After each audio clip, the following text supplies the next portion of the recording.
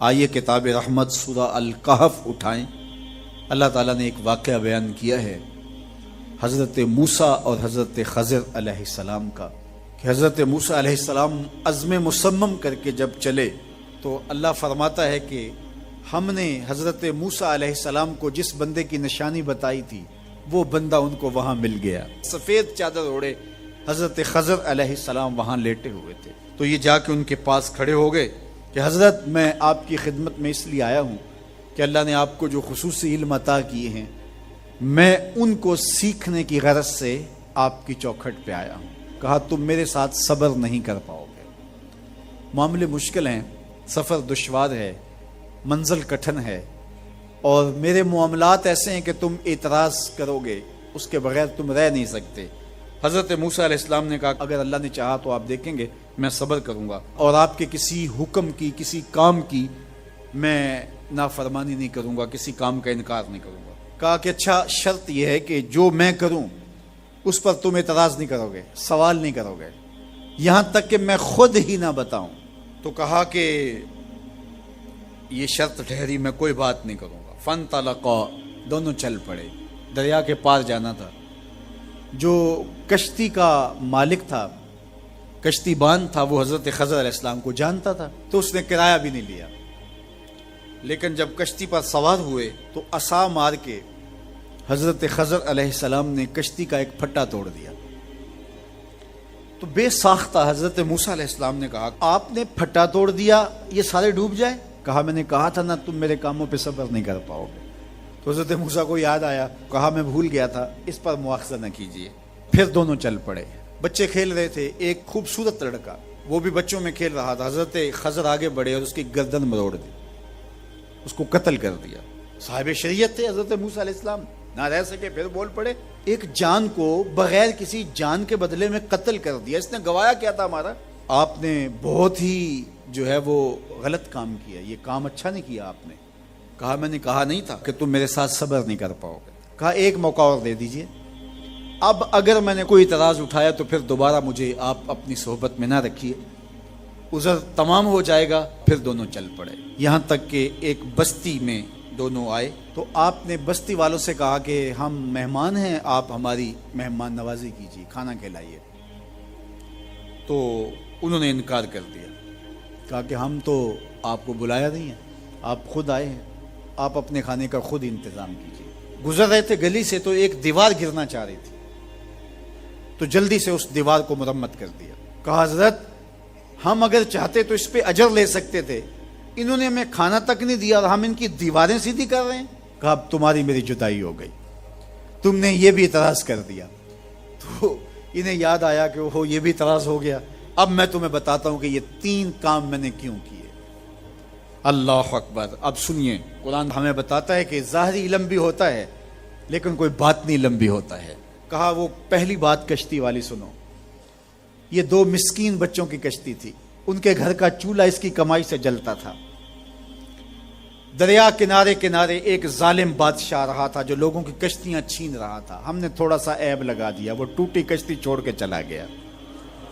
اب وہ تھوڑے سے پیسے لگا کے کشتی مرمت کرا لیں گے، گھر کا چولہا جلتا رہے گا، بتاؤ اچھا کیا یا برا کیا؟ کہا رہی بات اس بچے کی جس کو ہم نے قتل کیا، اس کے ماں باپ مومن تھے، نیک تھے، صالح تھے، بچے نے بڑا ہو کے بہت برا ہونا تھا، ہم نے اس کو قتل کر دیا، اللہ اس کے بدلے ان کو بہتر اولاد دے گا۔ علماء تفسیر نے لکھا ہے اس بچے کے بدلے میں اللہ نے ان والدین کو ایک بیٹی عطا کی جس کی نسل سے 70 نبی پیدا ہوئے۔ دیوار کی کہانی بھی سن لیجئے، یہ شہر کے 2 یتیم بچوں کی دیوار تھی اور اس کے نیچے ان کا خزانہ تھا اور ان کا باپ بڑا نیک تھا۔ خزانہ دیوار کے نیچے ہے، دیوار گرنا چاہ رہی ہے، کسی معمولی دھکے سے گر جاتی۔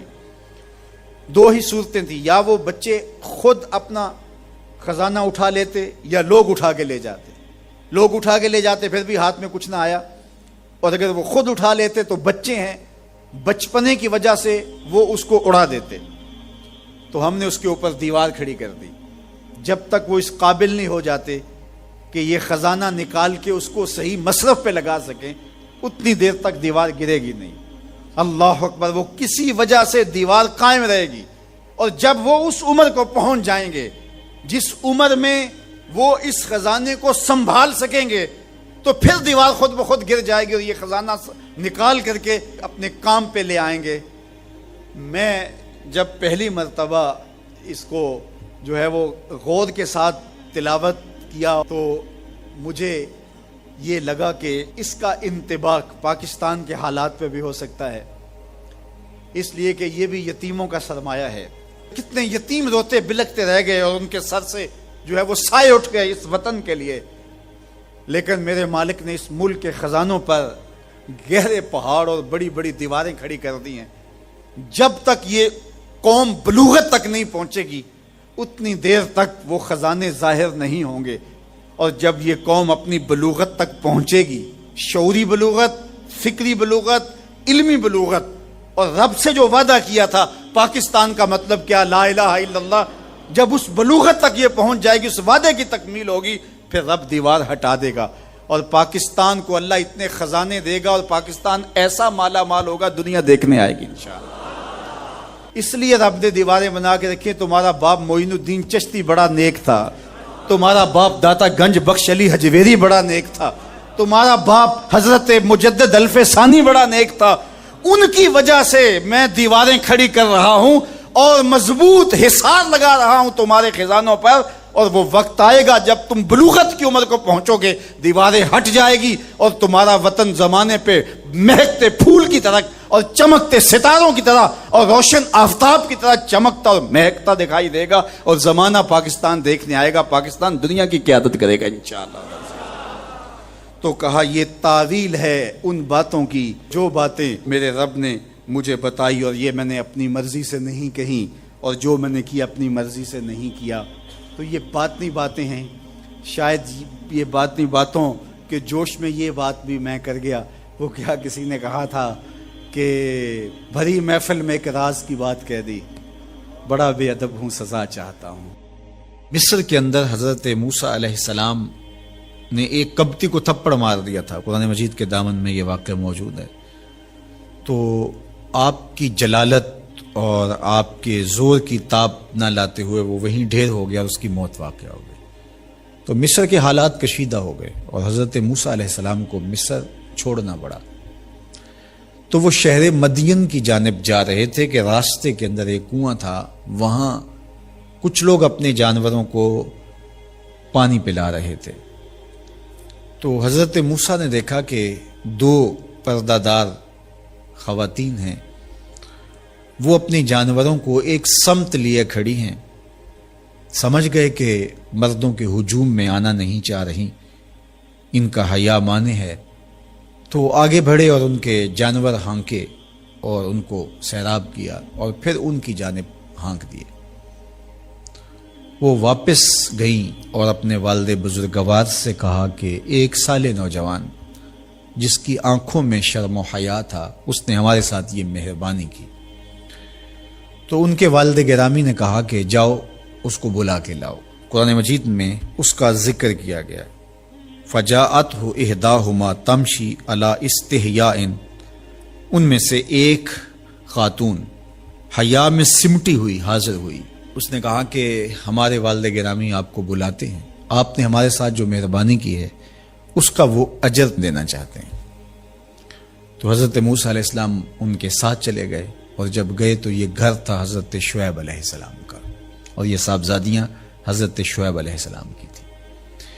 تو اس خاتون کا شرم و حیا کے ماحول میں حضرت موسیٰ علیہ السلام کو یہ کہنا اور چل کے اس انداز سے آنا، قرآن نے اس کی حکایت بیان کی ہے۔ تو خدا کو پسند ہے کوئی خاتون حیا کے ماحول میں آئے تو اللہ اس کی آمد کو اور اس کے آنے کو قرآن کا عنوان بنا دیتا ہے اور قرآن کی حکایت بنا دیتا ہے کہ جو خاتون حیا کے جوہر کی مالکہ ہو وہ اللہ کو کتنی اچھی لگتی ہے۔ اللہ اکبر۔ حضرت نبی اکرم صلی اللہ علیہ وآلہ وسلم کا فرمان حیا کے حوالے سے، الحیاء من الایمان، حیا ایمان سے ہے۔ تو جتنے بھی ایماندار لوگ ہیں وہ پھر حیا کے جوہر سے مزین ہوں گے، مالا مال ہوں گے۔ آپ دیکھ لیجئے سب سے بڑے ایماندار تو میرے اور آپ کے آقا مولا ہیں، اور حضور کمواری لڑکی سے زیادہ حیادار تھے۔ باقی حضور کے اصحاب دیکھ لیجئے، ان کا حیا اور حضور کی ازواج مطہرات کا حیا دیکھیے۔ ام المومنین حضرت عائشہ رضی اللہ تعالی عنہا فرماتی ہیں کہ حضور کا جب وصال ہوا اور حضور میرے حجرے میں دفن ہوئے تو میں جب حضور کی قبر انور پہ جاتی تو معمولی چادر اوڑھ کے چلی جاتی، اس خیال سے کہ میرے شوہر ہیں۔ پھر حضرت ابو بکر صدیق رضی اللہ تعالیٰ عنہ کا وصال ہوا تو وہ بھی ساتھ دفن ہو گئے، تو میں پھر بھی اسی حالت میں جاتی اور میں سوچتی کہ ایک میرا شوہر ہے اور دوسرا میرا والد ہے۔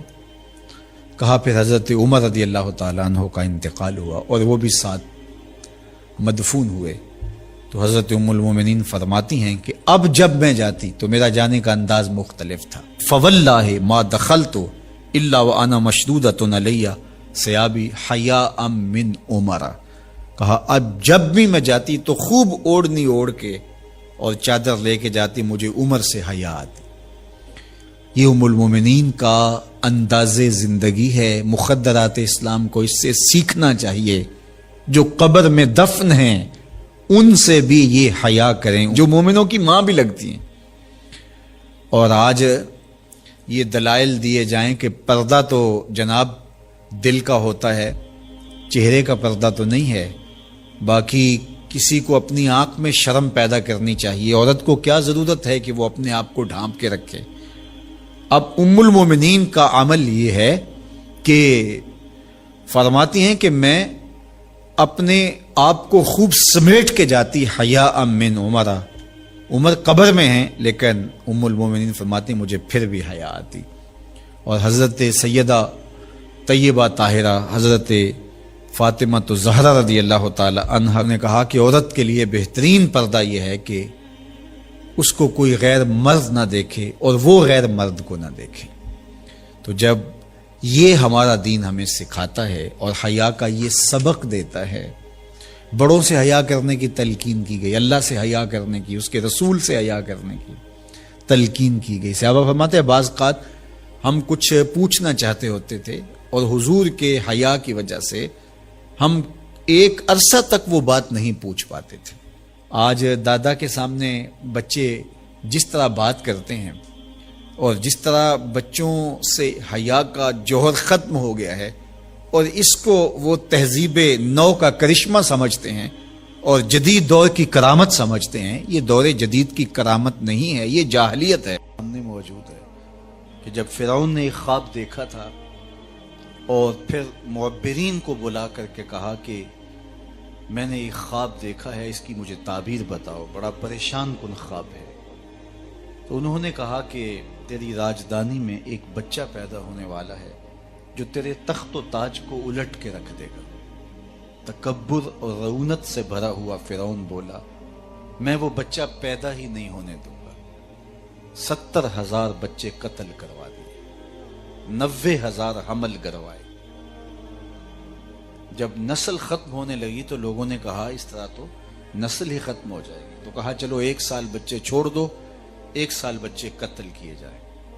جس سال بچے قتل کروائے جاتے تھے اس سال حضرت موسیٰ علیہ السلام کی ولادت ہوئی، اور جس سال بچے چھوڑے جاتے تھے اس سال حضرت ہارون علیہ السلام پیدا ہوئے۔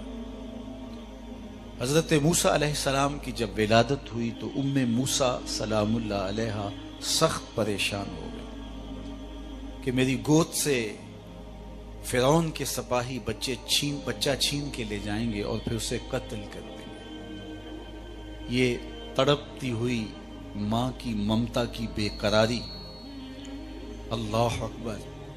آج ہم روہنگیا مسلمانوں کی حالت دیکھتے ہیں تو ذرا اندازہ ہوتا ہے کہ ماں کو اولاد سے کتنا پیار ہوتا ہے، اور پھر اس آسمان کے نیچے اس زمین پر یہ وہ مظلوم طبقہ ہے کہ 21ویں صدی میں دنیا بس رہی ہے لیکن ماؤں کے پیٹ جاگ کر کے، حاملہ ماؤں کے پیٹ چیر کر کے بچے نکال کے ان کے سامنے کاٹے جاتے ہیں۔ تو ام موسیٰ سخت پریشان ہوئی، تو اللہ نے حضرت موسیٰ سلام اللہ علیہ کی والدہ کی جانب وحی کی، گھبرانے کی ضرورت نہیں ہے، اس بچے کو ایک صندوق میں ڈالو اور دریائے نیل کی موجوں کے سپرد کر دو، پھر میری قدرت کے تماشے دیکھو۔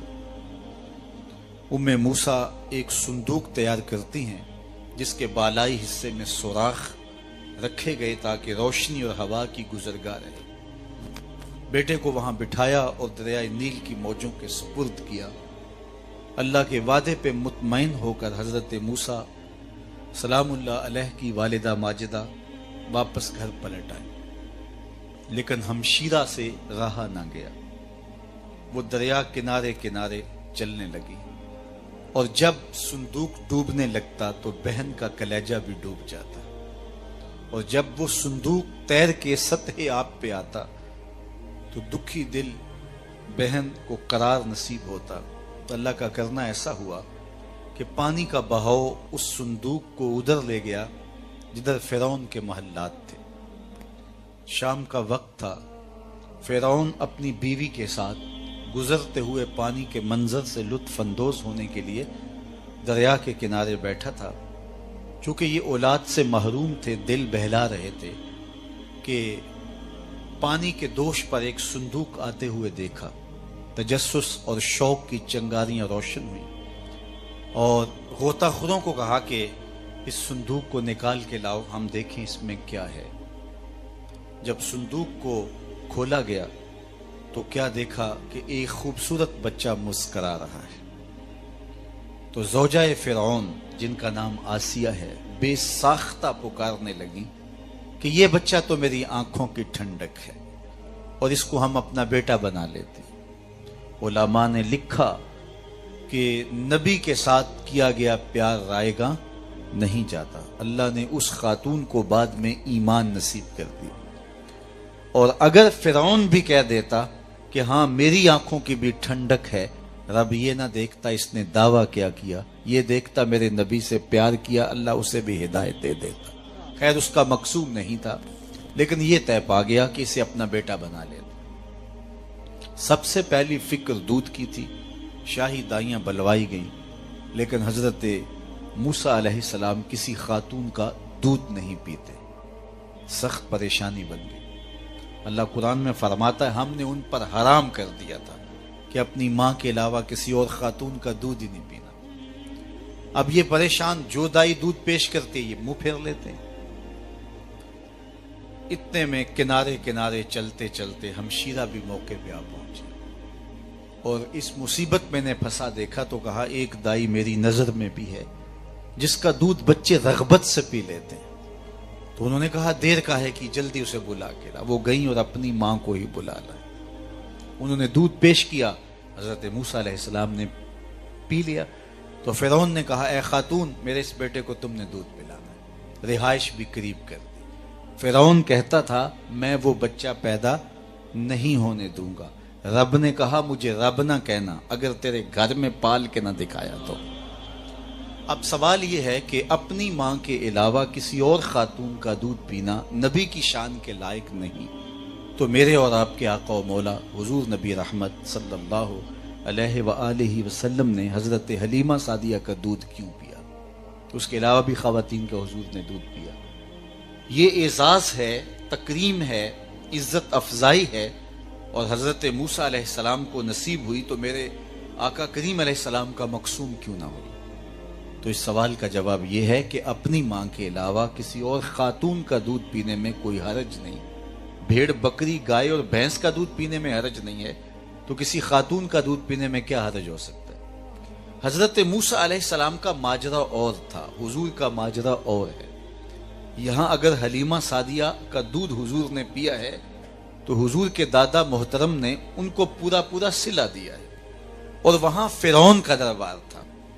اور دوسری بات یہ کہ کل فرعون کے دربار میں کھڑے ہو کے حضرت موسیٰ علیہ السلام نے اللہ کی توحید کا جب اعلان کرنا تھا تو فرعون نے زیر لب مسکرا کے کہنا تھا کہ میرے گھر پلتا رہا، آج مجھے عقل سکھانے آ گیا۔ اور اس نے کہا تھا نا الم نربک فینا ولیدا، میرے گھر میں پلے ہو اور آج مجھے عقل سکھانے آئے ہو. تو اس نے یہ تانا دینا تھا, اللہ نے اس کا جواب پہلے سکھا دیا کہ جب وہ یہ تانا دے اللہ کا نبی منہ توڑ سکے, میاں پلا تیرے گھر میں ہوں, دودھ اپنی ماں کا ہی پیتا رہا ہوں. تو جب اپنے گھر سے کھا کے تبلیغ کی جائے تو اس کا نتیجہ کچھ اور ہوتا ہے. میرے محبوب وہاں تک پہنچے ہیں جہاں کسی کا تصور بھی نہیں جا سکتا. اور لطف کی بات ہے کہ اتنی سرعت کے ساتھ جانا اور پلٹ کے آنا یہ میرے محبوب کا سفر نہیں ہے. قرآن اٹھائیے, سبحان الذی اسرا, یہ میرے محبوب کی سیر ہے. سفر اور سیر کا فرق آپ بخوبی سمجھتے ہیں. سفر میں نظر ہدف پہ ہوتی ہے, منزل پہ ہوتی ہے, اور تیزی کے ساتھ بندہ بھاگتا چلا جاتا ہے. اور جو سیر ہے وہ تمہل کے ساتھ ہوتی ہے. راستے میں پھول کھلا ہو تو پھر بھی رک جاتا ہے, راستے میں چشمہ بہ رہا ہو تو پھر بھی ٹھہر جاتا ہے. سرمئی بادلوں کی کتاروں کا منظر قدم روک لیتا ہے کہ نہیں روک لیتا. سیر میں جگہ جگہ جو ہے وہ قدم رکتے ہیں, اور انسان اتنی سرعت کے ساتھ سیر نہیں کرتا, سفر سری ہوتا ہے, سیر اس سے سرعت میں کم ہوتی ہے. اتنی سرعت کے ساتھ گئے اور واپس پلٹ بھی آئے. رب کہتا ہے یہ میرے نبی کا سفر نہیں تھا, یہ میرے نبی کی سیر تھی. کیا سمجھو گے میرے نبی کو؟ جس نبی کی سیر سمجھ میں نہیں آتی اس کا سفر کیسے سمجھ میں آ سکتا ہے؟ مسجد حرام سے لے کر کے مسجد اقصیٰ تک حضور علیہ السلام نے ارشاد فرماتے ہیں میرے پاس براق لایا گیا. اس کی حضور نے حیرت میں بیان فرمائی, دون البغل فوق الحمار, کہ گدھے سے بڑا تھا اور خچر سے چھوٹا تھا. اور حضور نے اس کی رفتار کی کیفیت بھی بیان کرتے ہوئے ارشاد فرمایا جہاں اس کی نظر جاتی تھی وہاں اس کا قدم جاتا. ہمارے پورے جسم میں 2 آنکھیں نور ہیں, اور وہ بھی ساری نور نہیں ہیں, ان میں سیاہ دائرے ہیں, وہ بھی سارے نور نہیں. ان سیاہ داروں میں 2 نقطے ہیں, اور روشنی اتنی کہ یہاں سے نظر اٹھائیں آسمان کے چمکتے ستارے دیکھیں, اور جو کھروں سے لے کر سر کی چوٹی تک نور تھا, اس کی نگاہوں کا عالم کیا ہوگا. جہاں اس کی نظر جاتی تھی وہیں اس کا قدم جاتا تھا. یہ 2-4 ماہ قبل آپ نے خبر پڑھی, لاہور میں ایک طیارہ پرواز کرنے لگا تو 2 بچے اس کے پہیوں میں بیٹھ گئے اس شوق میں کہ ہم بھی بیرون ملک دیکھ آئیں. لیکن ابھی وہ نچلی پرواز میں تھا کہ ہوا کی مزاحمت اتنی ہوئی کہ وہ اس مزاحمت کو برداشت نہ کر سکے اور گر پڑے اور ان کی موت واقع ہو. یہ اخبارات میں آپ نے دیکھا, ٹیلی ویژن پہ آپ نے دیکھا. تو 200 کلومیٹر فی گھنٹے کی رفتار سے نچلی پرواز میں جہاز جا رہا تھا تو اس کی مزاحمت ان سے نہ ہو سکی. اور اگر وہ 1000 کلومیٹر فی گھنٹے کی رفتار سے جائے تو پرخچے اڑ جائیں. اگر اس کی کوئی پشت پہ بیٹھے تو اس کی ننگی پشت پہ بیٹھا نہیں جا سکتا, اس کے جسم کے ٹکڑے ہو جائیں, آگ لگ جائے جسم کو. اور لاکھوں کلومیٹر فی سیکنڈ کی رفتار سے جانے والے براق کی ننگی پشت پہ بیٹھنے والے شاہ سوار کی عظمت کو سلام کرنے کو جی نہیں چاہ رہا. اور انسان سرعت کے ساتھ جا رہا ہو, راستے میں قریبی عزیز بھی کھڑا ہو تو پہچان نہیں پاتا, یار میں تیزی میں تھا, جلدی میں تھا, میں تجھے پہچان نہیں سکا, ہیولا سا نظر آیا. لیکن اتنی رفتار سے جا رہے ہیں, پہچان کا عالم کیا ہے؟ مررت بقبر موسیٰ فائزہ ہوا قائم یصلی فی قبر ہی, میں حضرت موسیٰ کی قبر کے قریب سے گزرا, میں نے دیکھا کہ وہ قبر میں کھڑے ہو کے نماز پڑھ رہے تھے.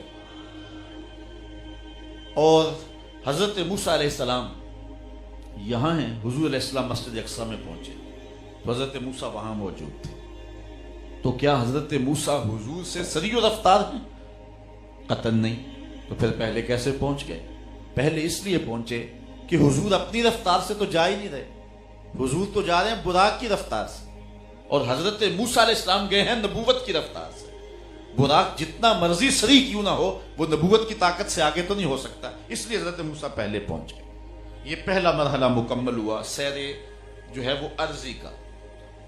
مسجد اقصیٰ میں نبیوں کی امامت ہے اور وہ بھی ایک عنوان ہے, لیکن میں ابھی سیر کے حوالے سے بات کر رہا ہوں. وہاں سے دوسرا مرحلہ پہلے آسمان تک, یہ نور کی ایک سیڑھی تھی جس پہ حضور تشریف فرما, اور یہ براق سے بھی سری و رفتار تھی.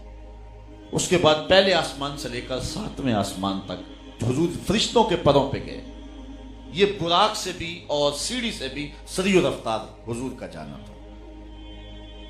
7ویں آسمان سے سدرہ تک جبریل امین کے پروں پہ گئے, اور یہ فرشتوں کی رفتار سے بھی تیز رفتار تھی.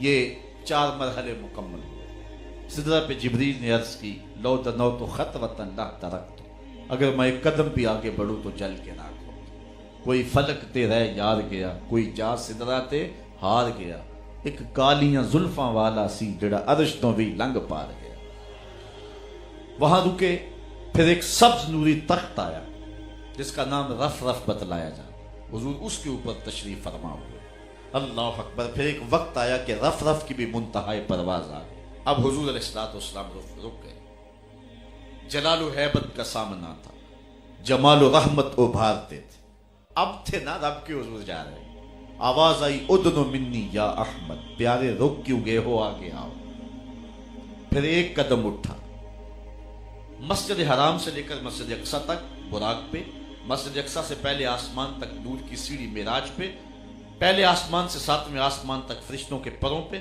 ساتویں آسمان سے سدرۃ تک جبریل امین کے پروں پہ سدرۃ المنتہا سے نہ جانے کہاں تک رف رف پہ ان 5 مرحلوں میں کل جتنا فاصلہ طے ہوا تھا ایک قدم میں اتنا فاصلہ طے ہو گیا یہ ہے حضور کی رفتار کا عالم یہ آواز آتی گئی حضور قدم اٹھاتے گئے اعلی حضرت کا اسلوب دیکھیے بڑا محمد کری ہو احمد قریب آ سرور ممجد نثار جاؤں وہ کیا ندا تھی وہ کیا سما تھا وہ کیا مزے تھے پھر بڑھتے گئے کہاں تک گئے خرد سے کہہ دو کہ سر جھکا لے خرد سے کہہ دو کہ سر جھکا لے گماں سے گزرے گزرنے والے یہاں خود پڑے ہیں جہت کو لالے کوئی کیا بتائے کدھر گئے تھے سراغ عین و متا کہاں تھا نشان کیف و الا کہاں تھا نہ کوئی ساتھی نہ کوئی راہی نہ سنگ منزل نہ مرحلے تھے کمان امکان کے جھوٹے نکتوں تم اول و آخر کے پھیر میں ہو